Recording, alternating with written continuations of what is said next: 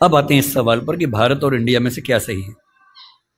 संविधान सभा में इस पर खूब बहस हुई थी। यह हमारे संविधान का अनुच्छेद 1 है, अनुच्छेद 1, और उसमें लिखा हुआ है India that is Bharat shall be A union of states. बड़ी इंटरेस्टिंग बात है कि उस समय डिबेट थी कि भारत का नाम भारत रखें या इंडिया रखें। कुछ लोगों ने आर्यव्रत भी कहा, आर्यव्रत कहा, कुछ ने हिंदुस्तान कहा, सब नाम चले। अंत में सहमति बनी कि नहीं, भारत और इंडिया ही ठीक है। नेहरू जी ने खुल के तो नहीं, पर नेहरू जी के पर्सपेक्टिव से जो बात वहां पर ज्यादा आई वो ये थी कि हमारे संविधान के बनने की प्रक्रिया में जो बहुत सारे एक्ट थे जो अंग्रेजों ने बनाए थे, जैसे इंडिया इंडिपेंडेंस एक्ट 1947 का है, 1935 का एक्ट था, उन सब में इंडिया का इस्तेमाल था। उस समय के भारत की तरफ से जो समझौते अंतर्राष्ट्रीय थे उन सब में इंडिया नाम था। पश्चिम की दुनिया हमें इंडिया के नाम से जानती थी, अमेरिका हो, फ्रांस हो, कोई भी हो, सब इंडिया जानते थे। नेहरू जी का मिजाज जो था वो ये भी था कि हमें ग्लोबल पर्सपेक्टिव में चीजों को देखना है, पूरी दुनिया से संवाद करना है, क्योंकि उनकी रुचि अंतर्राष्ट्रीय मुद्दों में ज्यादा थी, बहुत ज्यादा थी। मेरे ख्याल से इन सब वजहों से तय हुआ कि हम अपना नाम इंडिया रखेंगे, पर इंडिया के बराबर महत्व भारत का भी रहेगा। तो लिखा गया India that is Bharat. India जो कि भारत है, राज्यों का एक संघ होगा। 4 दिन पहले की बात है, मैं हॉलैंड में एक टैक्सी में बैठा हुआ था।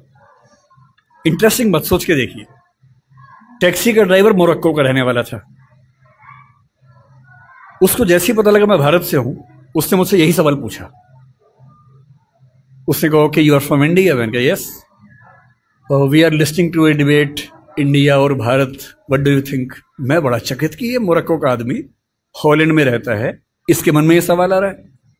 तो मैंने कहा कि ये तो राजनीतिक कारणों से हुआ है, लेकिन बात अपने आप में सही है। मैंने कहा जैसे बॉम्बे मुंबई हुआ, मुझे खुशी हुई, क्योंकि मुंबई की आबादी के लिए मुंबई में जो मजा है वो बॉम्बे में नहीं है।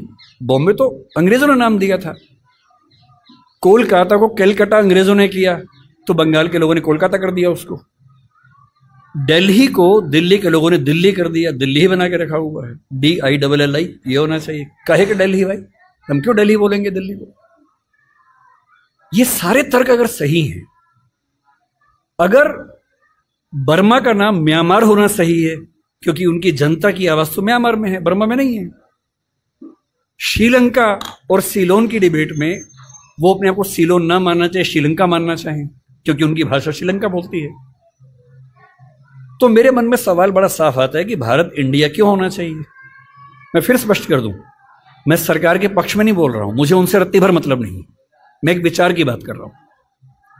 और मैं जब संविधान पढ़ाया करता था, अनुच्छेद 1 पढ़ाते हुए मैं हमेशा बोलता था कि मुझे चुभन होती है ये पढ़ते हुए कि इंडिया दैट इज भारत। दोनों ही लिखने थे तो भारत दैट इज इंडिया कर देते। अगर दोनों ही लिखने थे, ठीक है, दोनों रखें, क्या दिक्कत है। इंटरेस्टिंग बात इसके बाद है, मोरक्को के उस ड्राइवर ने उसके बाद पता है क्या कहा? हिंदी में अगर बताऊं, बोले अच्छा अच्छा ये मामला है, अब समझ में आया। फिर बोले कि बड़ी इंटरेस्टिंग बात है, हमारा नाम मोरक्को पड़ गया फ्रेंच लोगों की वजह से। फ्रेंच वाले मोरक्को के लोग मोरक्को को मगरिब बोलते हैं।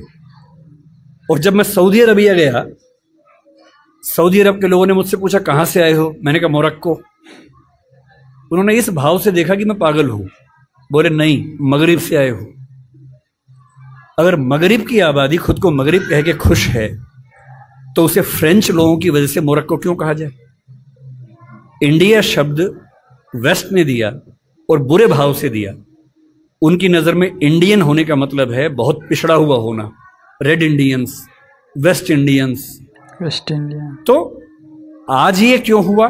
मैं समझता हूं कि राजनीतिक निहितार्थ है, और उस राजनीति में मेरी रुचि जरा सी भी नहीं है। लेकिन ये आज हो या कभी भी हो, मैं इस पक्ष में हूं कि देश का नाम देश की भाषा में होना चाहिए, और देश की भाषा भारत के पक्ष में है। आप इंडिया भी रख लीजिए, इंडिया दैट इज भारत के बदले भारत दैट इज इंडिया मेरी पहली पसंद होगी। मुझे इंडिया से दिक्कत नहीं है, पर भारत मेरी पहली मोहब्बत है।